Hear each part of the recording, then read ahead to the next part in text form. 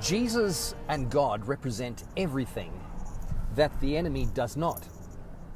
Everything that the enemy represents is completely counter to what our God in heaven represents.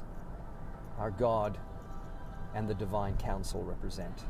So God and the divine council represent total freedom, total transparency, a just law, a righteous legal system that considers everything cleanly and clearly, without ambiguity, without fakery being inserted.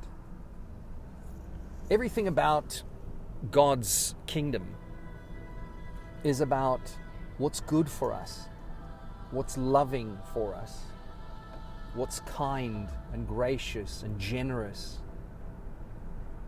and filled with love and adoration and good gifts and health and community and connection and friendliness and joy, especially joy, and time in which to do the thing correctly, mastery, adherence to godly principles that equate to what's solid, sturdiness, well structured, well understood, clean, power, good, wonderful, clean authority, right? And I could go on and on and on. I mean, I'm doing this purely from memory here, but everything biblically is not only what we would consider to be of divine nature, but it is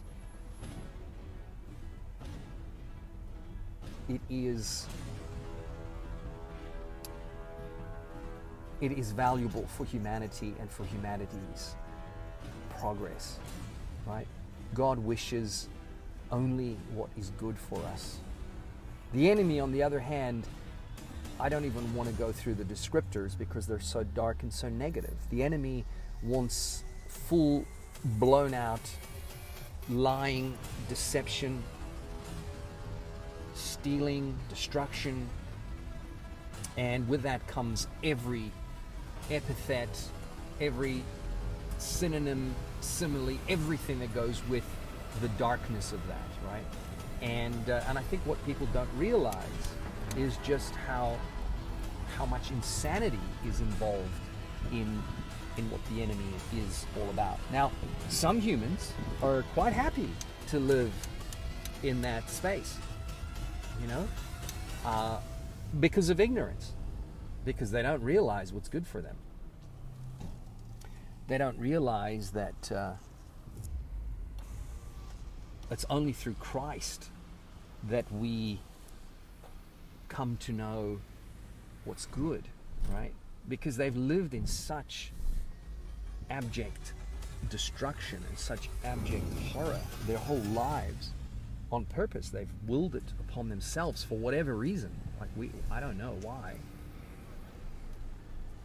I have some ideas, even after studying psychology, I completely understood that the world is a very complex place, and it is filled with a level of complexity that is not always easy to understand, right? It's not always easy to figure out why people do what they do, right? I write a lot of it off to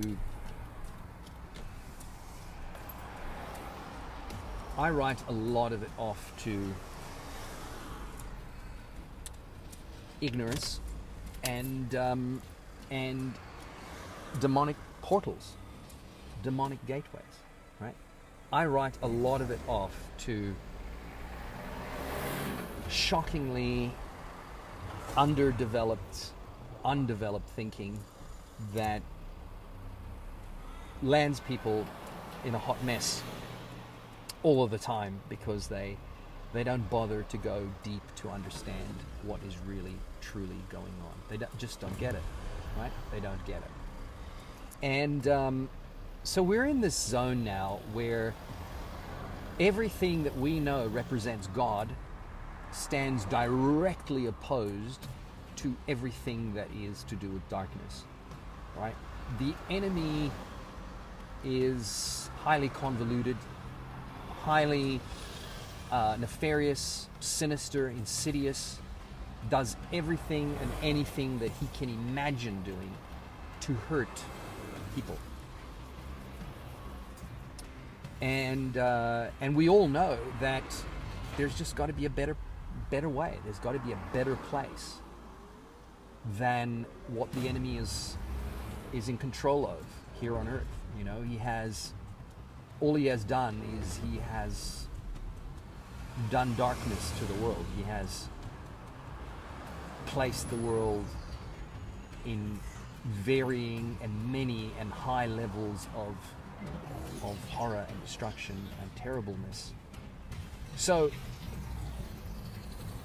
I now understand that when asked, you know, when humans are being asked to make this choice in their lives, that it seems like the only way is Jesus' way. This is the only way, right? It's the only way. It's the truth, the way, and the life. It is the way. You know, if you want what's good and loving and gorgeous and special, then that is it. That's the only way. In Revelation, it says, good, you know, wonderful are those who are at the wedding feast of the Lord, those who are attendees at the wedding feast of the bride and the bridegroom. You know, wonderful will be that time. And I'm like, yeah, I can't wait.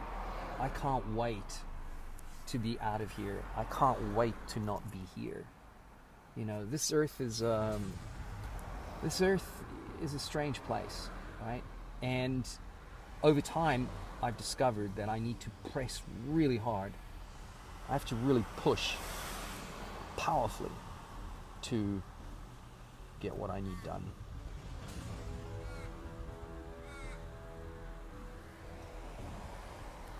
You know, and I have to do it in the corporeal world, in the corporate world, right? Because there's, you know, I choose to live in the Spirit, but I understand that I have to keep navigating in the world because there's so many people around me that are dependent on me to provide for them in some way or another. And, you know, and I start to realize that I really, truly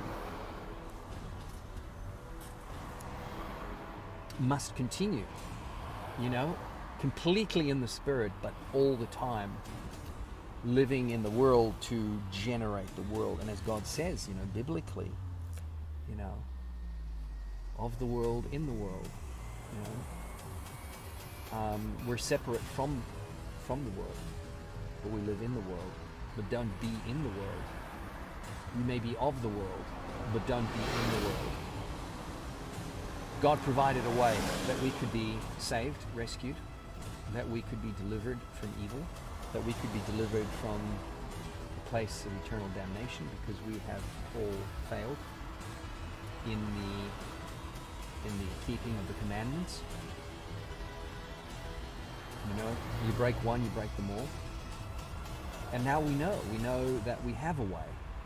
And by accepting that way, by saying, thank you, Christ, for coming upon the earth for your redemptive work and saving us, we are saved.